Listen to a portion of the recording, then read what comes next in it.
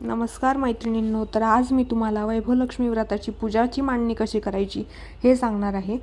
त्या पूजेसाठी सायंकाळी 6:30च्या दरम्यान आपल्याला ही पूजेची मांडणी करायची आहे। त्यासाठी एका पाटावर लाल वस्त्र अंथरून त्यावरती तांदूळ टाकावे, त्यावरती एक तांब्याचा तांब्या ठेवावा, त्यामध्ये लाल सुपारी, 1 रुपयांचा कॉईन, हळदी कुंकू, अक्षदा वाहिल्यानंतर पाणी टाकावे, त्यामध्ये त्या तांब्यावरती एक प्लेट ठेवावी। प्लेटमध्ये आपण तांदूळ टाकून त्यामध्ये एक लक्ष्मीची प्रतिमा ठेवू शकतो किंवा एक सोन्याचे नाणे ठेवावे। आपल्या घरातील कुठलेही सोनं दागिना त्या देवीसमोर ठेवावा किंवा देवीचा टाक ठेवावा। यानंतर गणपतीची पूजा करून घ्यावी।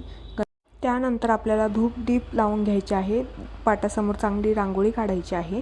त्यानंतर आपल्याला वैभवलक्ष्मी व्रताच्या पुस्तकामध्ये दिल्यानुसार अष्टलक्ष्मीची पूजा करायची आहे। त्यांना लक्ष्मींना प्रत्येक लक्ष्मीच्या फोटोला हळदी कुंकू वाहून त्या लक्ष्मीचा आशीर्वाद घ्यायचा आहे, त्यांना पूजेस बोलवायचं आहे। अशा प्रकारे आपण पूजेची सुरुवात करू शकतो। त्यानंतर आपल्याला पोथी वाचायची आहे।